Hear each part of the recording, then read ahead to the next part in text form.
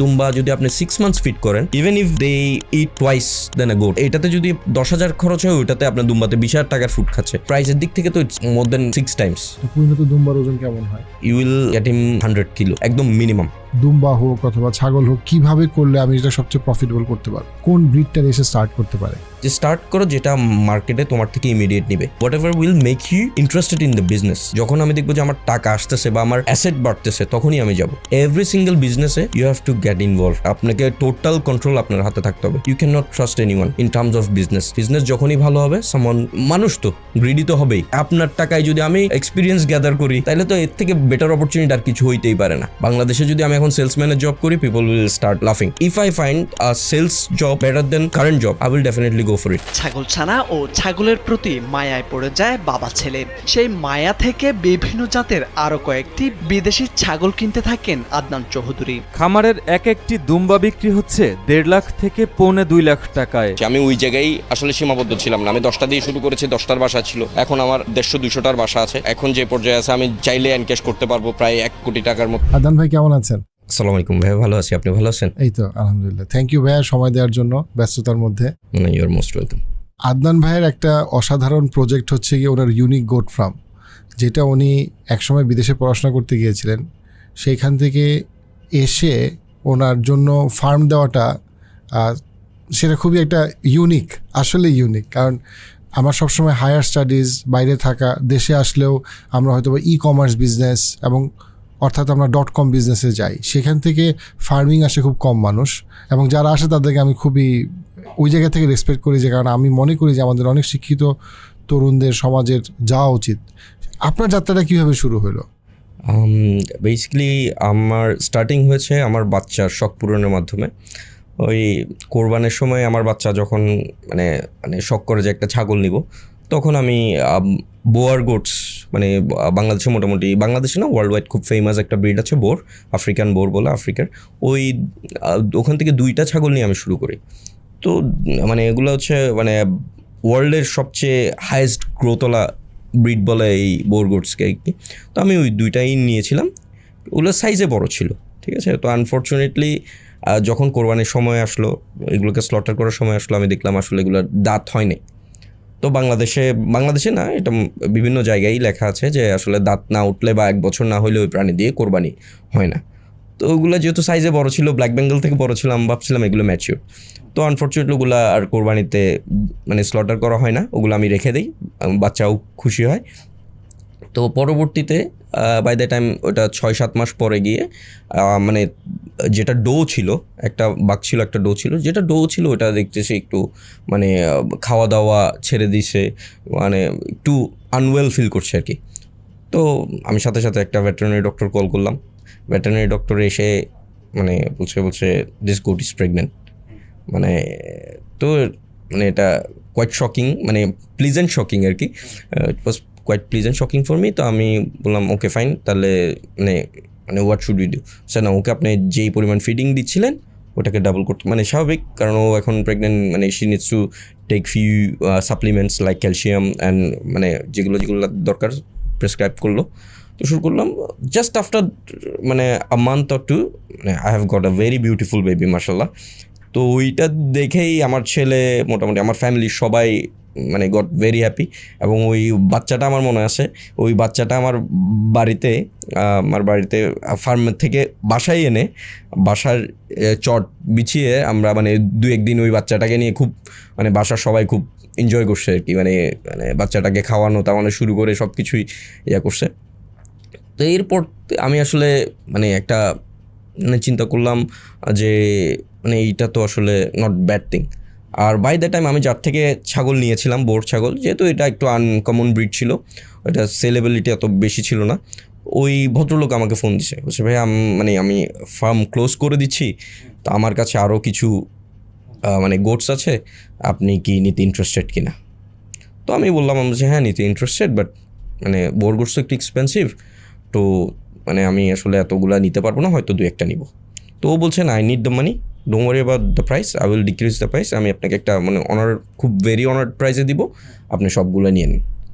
তো ওইগুলা ওর কাছে 6টা ছিল, ওখানে 2টা বাঘ 4টা ডো ছিল, তো ওগুলোও আমি নিয়ে নিছি। তো নেওয়ার পর উইদিন 2 to 3 months ওখান থেকে আবার 2-3টা বেবি আমি পাইলাম। তো আমি তখন চিন্তা করতেছি, ক্যালকুলেট করে বোয়ার গোটসের এরকম প্রাইস, তো আমি বাচ্চা হচ্ছে, তো এইগুলো তো মাল্টিপল হচ্ছে, মানে অ্যাসেট মাল্টিপ্লাই হচ্ছে। আমার বাচ্চার যদি প্রাইজিংও ধরি, আমি তো মানে গুড, আমার ইনভেস্টমেন্ট কম, শুধু আমি ফিডিং করতেছি একটা ছাগল, আর কত টাকা খাবে মাসে, হয়তো 1,000 টাকা। তো 12 মাসে 12,000 টাকা করলে Boer goat's was like at least 50,000 একটা বাচ্চা। তো আমি অ্যাসেট ক্যালকুলেশন করে দেখলাম যে এটা আমার অলরেডি 1.5 লাখ টাকার মতো একটা অ্যাসেট রেডি হয়ে গেছে আমার ভেরি লো ইনভেস্টমেন্টে, মানে so let's go for a big. তারপর আমি একটা প্রথম বড় ফার্ম দেই, মানে যেখানে শুধু বোয়ার গোটসই কালেক্ট করি। তো পরে যখন দেখছি বোয়ার গোটস একটু স্লো, বা বোয়ার গোটস মানে সবাই সচরাচর সবাই নিচ্ছে না, তো আমি আর একটু মানে ডিগ করলাম যে মানে কী ব্রিড বাংলাদেশে কমন আছে, বা কী ব্রিডের ডিমান্ড আছে যেগুলো নিয়ে করা যায়। তো আমি ওইগুলা ব্রিডগুলো কালেক্ট করে মোটামুটি শুরু করছি। বাট ব্রিডগুলো আমার ছেলেরও পছন্দ হয় না, আমার ফ্যামিলিরও পছন্দ হয় না। বাট আর বিজনেসের দিক থেকে ঠিক আছে, বিজনেস পার্সপেক্টিভে হয়তো ফাইন, বাট আমার কেন জানি আমার সাথে যাচ্ছে না মনে হচ্ছে। তো আই কুইট দ্যাট পার্ট। আমি started collecting the beautiful breeds, most beautiful breeds. আমি গুগল করলাম যে মোস্ট বিউটিফুল ব্রিডস কী আছে গোটের ক্ষেত্রে। তো ওই যেই সব ব্রিডসগুলো আমি পেয়েছি মোটামুটি লিস্ট করে আমি ওগুলা বাংলাদেশে আগে অ্যাভেলেবিলিটি কেমন ওইটা দেখলাম, বাংলাদেশে যদি থাকে বাংলাদেশ থেকে কালেক্ট করছি। নাইলে আমি আগে যার থেকে গোটস নিয়েছিলাম, ঠিক আছে, ফার্স্ট পার্সন, ওনার থ্রু দিয়েই আমি অনেক ব্রিডস কালেক্ট করে নিই। ওনাকে আমি মানে জিজ্ঞেস করি যে ভাইয়া এটা আমাকে এনে দিতে পারবেন কি না, বা কেমন কি, সব কিছু নিয়ে মোটামুটি ইউনিক ব্রিডস যেগুলো পাইছি আমার, যেমন বোরের পর আমি কালেক্ট করছি বারবারি। তো বারবারি যখন কালেক্ট করছি, এক ভদ্রলোকের কাশ্মীরি ছিল, কিন্তু ও মেনটেন করতে পারতেছিল না। তো Kashmiri it's a very beautiful breed আর কি, উলি একদম, পুরা গায়ে লোম, very beautiful, most beautiful for my side আর কি। তো আমি ওই ব্রিডটাও মানে শুধু একটা পেয়ার পাই, তো আমি ওইটাও কালেক্ট করি। এভাবে মেনলি এই 3টা দিয়েই ব্রিড শুরু করি। তারপর আস্তে আস্তে কালাহারিতেও গেলাম। কালাহারি হচ্ছে বোয়ারেরই সিমিলার, একদম সিমিলার, জাস্ট ফুল যখন ব্ল্যাক হয় ওটাকে কালাহারি বলে, আর ব্রাউন আর হোয়াইট মিক্স হলে দ্যাট ইজ কল বোর আর কি। তো এইভাবে ছাগল কালেকশন শেষ হয় মোটামুটি। আমি ছাগল যেগুলো কালেক্ট করে আমি ভেরি হ্যাপি, আমার বাচ্চারাও, ফ্যামিলিও হ্যাপি, ও যায় ফার্মে টাইম স্পেন্ড করে, মানে বিউটিফুল ব্রিডস। বারবারির তো দেখতে হরিণের মতো, তো আমার বাচ্চা দেখি বারবারির প্রতিই বেশি তো বারবারি আবার করে দেখলাম যে বারবারির কী আবার কালার্স আছে, মানে বারবারির অনেকগুলো কালার। বারবারি নিয়ে পড়াশোনা করতে করতে জানলাম বারবারির 6-7টা কালার আছে, 2-3টা ব্রিড আছে। তো ওগুলো সবগুলো কালারগুলো যেগুলো মোস্ট বিউটিফুল কালার আমার কাছে মনে হয়েছে, ওগুলো আমি নিয়ে কালেক্ট করে এভাবেই ছাগলের চাপটা শেষ করলাম আর কি। পরে ফার্দার কোভিড স্টার্ট হলো। কোভিডের মধ্যে মানে তো আসলে মুভমেন্টের সুযোগ ছিল না, তো আমি ফার্মেই বেশিক্ষণ সময় দিলাম। তো ফার্মে সময় দেওয়ার পর দেখছি মোটামুটি ইটস প্রোডাক্টিভিটির দিক থেকে বা ইয়ার দিক থেকে ইটস ভেরি ওয়েল, মানে good business is very well, মানে আপনার অ্যাসেট মাল্টিপ্লাই করতে it's a very good thing, মানে আনবিলিভেবল। মানে কোনো বাচ্চা 2টা বাচ্চা দিচ্ছে এর মধ্যে, মানে everyday I am getting news যে every week new baby is coming. তো ওইটা দেখে আমি আরও এক্সাইটেড হইলাম। যাক, কোভিড যখন লাস্ট পর্যায়ে আমি একটা মানে অনেক দিন তো লকডাউন ছিলাম বা বাসায় বন্দি ছিলাম, এরপর আমরা ফ্যামিলি নিয়ে একটা গাজীপুরে একটা রিসোর্ট একটা ট্রিপে যাই।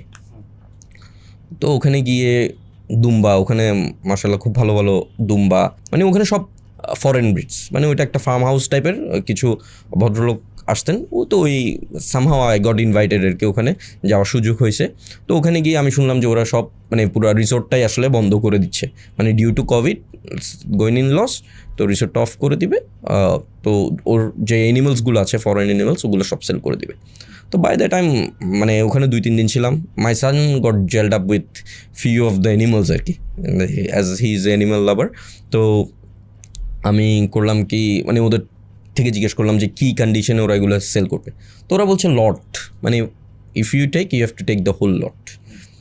তো হোল লটের মধ্যে আমি পাইলাম হচ্ছে টার্কি দুম্বা ছিল ওদের, আওয়াজি দুম্বা ছিল, যেটা ইব্রাহিম আলাইহিস ইসলাম স্লটার করেছিল আর কি, কোরবানে ইসমাইল ওনার ছেলে ইসমাইলের পরিবর্তে যেটাকে স্লটার করেছিল, ওই ব্রিডের দুম্বা।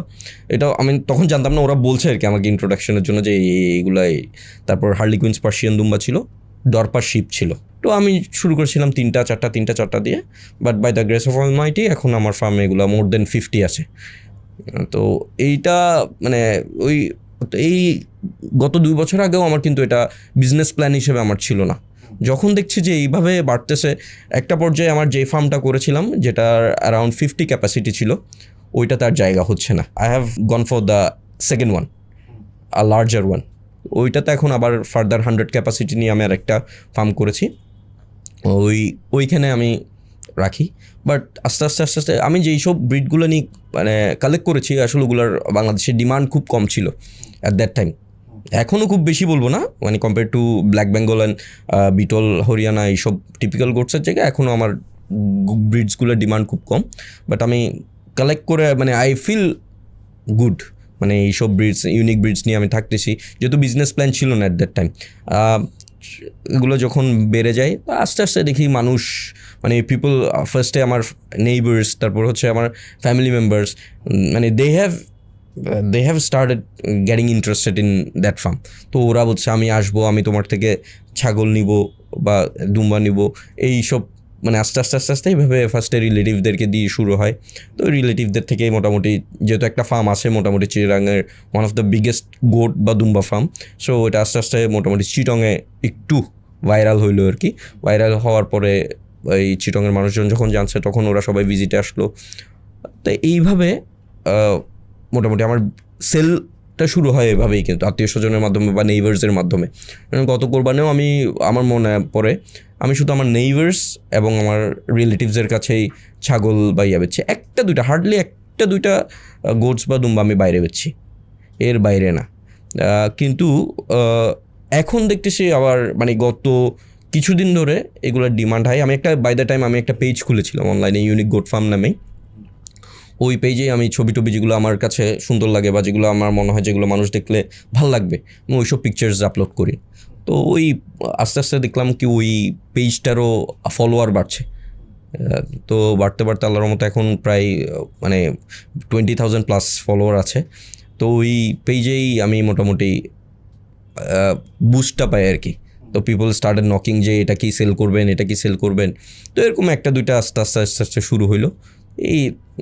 এইভাবে থেকে আমার স্টার্টিংটা আসলে। আপনার কাছে কি মনে হয় যে বাংলাদেশের বাজারে আসলে মানে দুম্বার চাহিদা, আমি যদি বলি, যেহেতু দুম্বা তো এখন আমাদের দেশে আনকমন, যদিও মিডল ইস্টে খুবই কমন, তো দুম্বার আসলে ইউনিক অ্যাডভান্টেজগুলো কি, বা আপনার কাছে কি মনে হয় দুম্বা আরও অনেক পরিচিত করার বেনিফিটটা কি আপনার কি মনে হয়? I am not talking about unique breed, I am talking about any দুম্বা ব্রিড, রাইট। দুম্বার হচ্ছে আপনি যদি if you compare that with a goat, মানে একটা গোট আপনি কতটুকু ওয়েট পাবেন? ব্ল্যাক বেঙ্গল যদি নেন হায়েস্ট হবে 30 KG. On the other hand দুম্বা যদি আপনি 6 months ফিট করেন, even if they eat twice than a goat, তাহলে যদি প্রাইস ক্যালকুলেশনে আপনি আসেন, আপনার এটাতে যদি 10,000 খরচ হয়, ওইটাতে আপনার দুম্বাতে 20,000 টাকার ফুড খাচ্ছে। কিন্তু প্রাইসের দিক থেকে তো ইটস মানে মোর দেন 6 times। আপনার একটা দুম্বা স্টার্টিং প্রাইস হবে 1 লাখ মিনিমাম, বাংলাদেশের পার্সপেক্টিভে 1 লাখ টাকা মিনিমাম দুম্বা। আর ছাগল আপনি হাইস্ট একটা ব্ল্যাক বেঙ্গল সেল করতে পারবেন 10,000 টাকা 12,000 টাকা, যেখানে কস্টিং প্রাইস মানে ছাগল আর দুম্বার 19-20, খুব একটা বেশি মানে নেই। আর vaccine same, feeding system same, medicine same, আর ওয়েটের দিক থেকেও একটা দুম্বা 100-150 কেজি হয়। তো মানে বিগ অপরচুনিটি ফর পিপল, মানে যারা গোটসে আছে তারা যদি দুম্বাই নামে, that is the biggest opportunity I would say, যে আপনি কম খরচে আপনি মানে ইউ ক্যান আর্ন। আমাদের আবহাওয়াতে দুম্বার কোনো সমস্যা হয় না। দুম্বা তো বেসিক্যালি অরিজিনেটেড ইন সৌদি আরব, হ্যাঁ, ওইটা অলরেডি গরমের এই জায়গা। বাংলাদেশে আপনার তো ম্যাক্সিমাম সময় গরম থাকে, এই 2 মাস হয়তো ঠান্ডা পড়ে। ওই ঠান্ডার সময়টা যদি আপনি একটু টেক কেয়ার করেন, যেমন অনেক মেডিসিন আছে যেগুলো বডি ওয়ার্ম রাখে। আমার ফার্মে আমি কাভার দিয়ে রাখি, মানে শীতকাল আসলে আমি ওই কাভারটা খুলি না, একটা ফ্যান দিই, তাও কি ওয়ার্মার ফ্যান ইনক্লুডিং হিটার, যাতে বাসাটা গরম থাকে এবং ওরা অক্সিজেন সাপ্লাইটা ঠিক মতো পায়।